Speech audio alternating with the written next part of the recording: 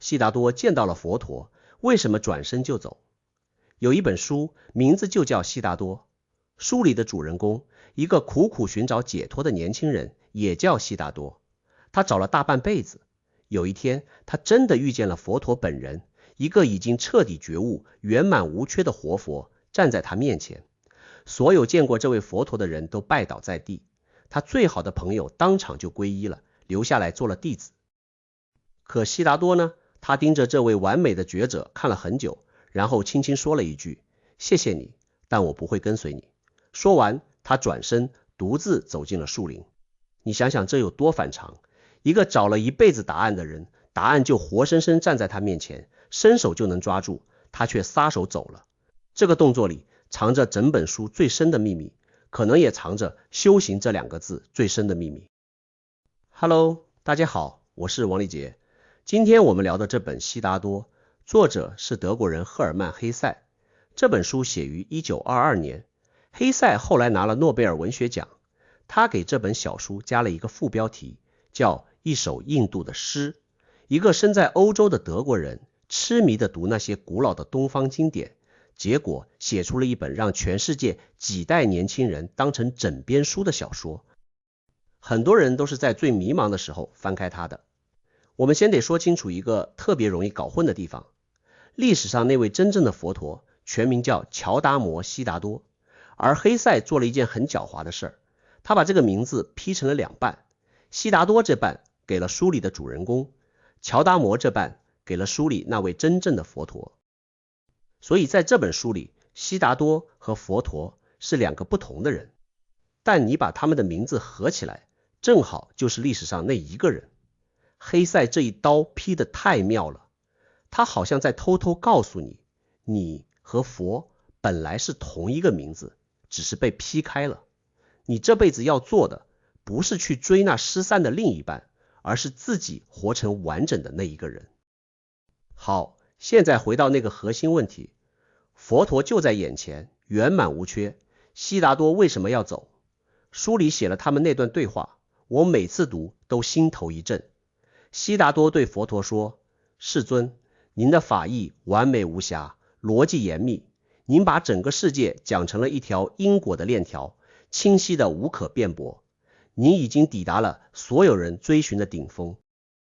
可是您的法义里有一个小小的裂缝。什么裂缝？悉达多说，您在菩提树下独自一人，在证悟的那一刹那，到底发生了什么？这件事您没办法用语言讲出来，您能教给我们的是一整套关于世界的知识，但那个让您成为佛陀的独自超越所有人的秘密，它没法被装进任何一句话里传给我。所以悉达多说，没有人能靠着听别人的法义得到解脱。我要去的是亲自经历那一刻，或者撞个粉碎。你听明白他在说什么了吗？他不是说佛陀错了，他说的是觉悟不是一笔知识，没法转交。你可以把一张地图完整的交给我，但你没办法把走到过那里这件事交给我。我们之前硬核拆解遥远的救世主的时候，聊过几乎一模一样的一幕。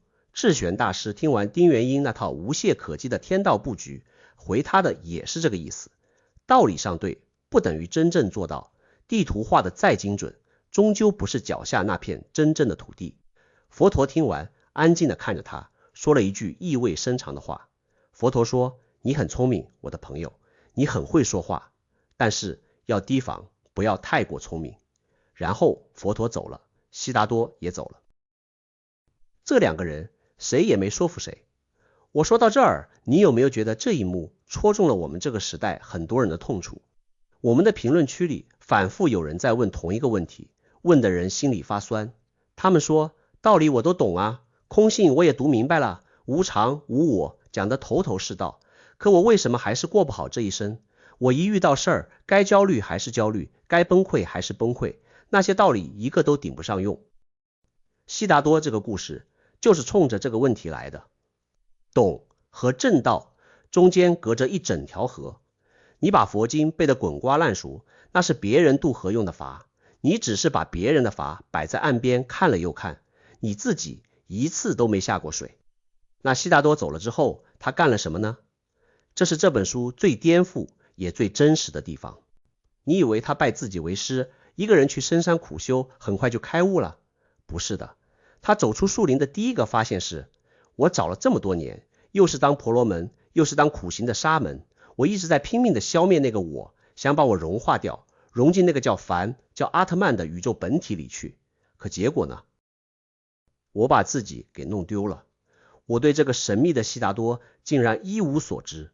于是他做了一个决定，从今往后我不再苦修，我要拜自己为师，我要去认识这个我自己都不认识的悉达多。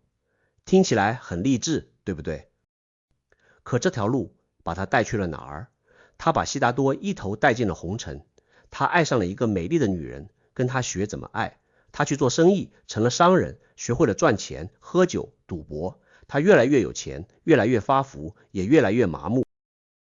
那个曾经清瘦圣洁的苦行者，一点一点变成了一个贪婪的、焦虑的，半夜要靠酒和赌才能睡着的世俗胖子。他年轻时练就的3样本事，能斋戒，能等待，能思考，在酒色里一样一样的烂掉了。有一天夜里，他做了一个梦，他梦见迦摩罗养在金笼里的那只会唱歌的小鸟，那只鸟突然不叫了。他走近一看，鸟已经死了，直挺挺地躺在笼子里。他把死鸟掏出来，随手扔到了巷子里。就在扔出去的那一刻，他被一种巨大的惊恐攥住了。他觉得自己是把生命里一切珍贵的、美好的东西，连同这只死鸟一起扔掉了。梦醒之后，他厌恶透了自己。当天，他就一声不响地离开了那座城，再也没回去。他在林子里漫无目的地走啊走，最后走到一条河边。他看着河水，只想纵身跳下去，淹死自己，了结这条又脏又累的命。你看，这个见过佛陀的人，这个一心求道的人，最后混成了一个想自杀的酒鬼。可就在他松手要往河里栽下去的那一刹那，从他那片荒芜的灵魂深处浮起了一个声音，一个字，一个音节，是那个古老而神圣的安。这个字一从嘴里溜出来，他长睡的灵魂猛地惊醒了。他一下子认出了自己刚才那愚蠢的举动。他没有死，他疲惫地倒在河边的树下睡着了。等他醒来，一个崭新的悉达多诞生了。后来他想明白了一件事，我觉得这是整本书的钥匙。他说，当我还是婆罗门，还是苦行者的时候，我用斋戒，用忏悔去拼命扼杀那个我，可我反而躲在我那神圣的、骄傲的圣徒身份里，偷偷的越长越大。他必须先失去一切，必须真的堕落下去，必须亲身滚进贪婪、欲望和绝望里，他才能真正的跟他们告别。这里有一句话，我想原原本本的念给你听。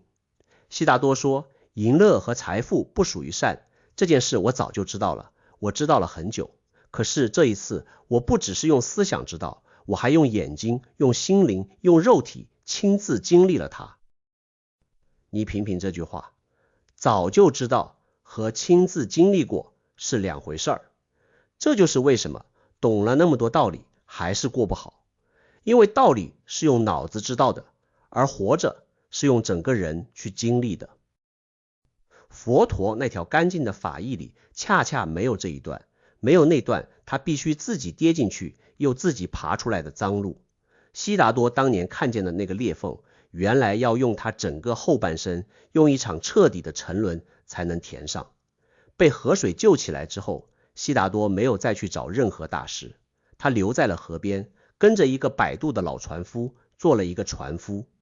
他开始向这条河学习，他每天听河水的声音，慢慢的他听懂了，这条河它永远在流，可它又永远在这里，每一刻都是崭新的。河水同时存在于它的源头、它的中段、它的入海口，过去、现在、未来，在这条河里是同时发生的。而他年轻时那3样快烂掉的本事，斋戒、等待、思考，这时候又活了过来，成了他真正的财富。能等待，能不慌，能安安静静的听一条河说话，这就是他全部的修行。他没有去任何寺庙，他的蒲团就是一条河，和他认真活着的每一个当下，包括他曾经跌进去的那些最深的坑。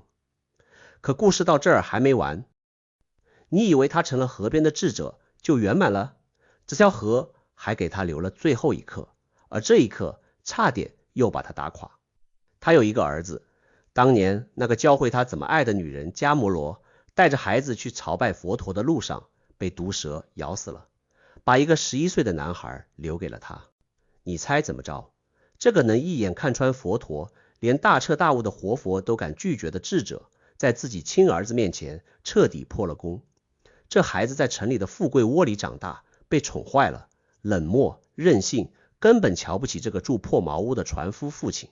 他不肯爱悉达多，而悉达多呢，他放不下，他眼睁睁看着儿子折磨自己，羞辱自己，却舍不得发一句火，一心想用温柔和耐心把这孩子冰冷的心慢慢焐热。老船夫劝他放手吧，去问问河水，可这一次悉达多一个字都听不进去。这个能斋戒、能等待、能教别人放下的人，在儿子这件事上活成了天底下最普通、最焦虑、最放不下的那种父母。最后孩子还是连夜逃走了，再也没回来。悉达多痛得死去活来，可也正是在这场痛里，他才把最后一道功课参透了。他忽然想起很多很多年前，他自己不也是这样吗？半夜里站着，铁了心要离开他那个婆罗门父亲，去当沙门。当年他父亲拦不住他，只能眼睁睁看着他走。如今轮到他眼睁睁看着自己的儿子走，这不就是一场轮回吗？更扎心的是，从前的悉达多心里总觉得自己比那些普通人高一截，那些为孩子操碎了心的母亲，那些为儿子骄傲发昏的父亲，在他眼里都是些还没长大的孩子。可现在他自己也尝到了这份盲目的放不下的痛，他一下子就懂了他们，甚至爱上了他们。他不再俯视世人，他终于成了世人的兄弟。你看，知识让他能够拒绝佛陀，可只有爱，只有这场为儿子流的血，才让他真正变得完整。修行修到最后，不是让你飞到人间的头顶上去，恰恰是让你重新落回人间，落回那份会痛、会牵挂、会放不下的人之常情里。一个从来不会痛的人，又谈什么慈悲呢？所以你看，悉达多最后走到的地方，不是佛陀给他的，恰恰是因为他拒绝了佛陀，自己一路活下来，活到底，连最不堪的那部分都活过了，他才走到了。这就引出一个特别拧巴又特别诚实的问题，我也想留给你。如果觉悟真的没法传授，如果别人的法义只是别人的法，那我做的这些视频，你读的这些经，你听的这些道理，到底有什么用？我们是不是都在干悉达多一开始干的那件事，捧着别人的法，在岸边看了又看，就是不肯下水？我没有标准答案，我自己也是那个在河里摸石头的人。我能想到的是这样，悉达多最后没有去开宗立派，没有写下一套法义，他只是安安静静的做一个船夫，把一个又一个人从这岸渡到那岸。他不能替你过河，但他能告诉你，河是可以过的，对岸是真的有人到过的。也许这本悉达多，我讲的这些话，全部的用处也就到这儿。他们是别人的法，不是你的对岸。他们最多能做的是有一天让你愿意亲自走到河边，蹲下来，把手伸进水里，感觉一下那股真实的冰凉的水流。至于下水过河这一步，谁也替不了你。这本悉达多你读过吗？读的时候是哪一段戳中了你？是他拒绝佛陀那一刻，还是他在河边想跳下去那一刻？来评论区聊聊，我特别想听听你的那条河在哪里。我是王立杰，我们下期见。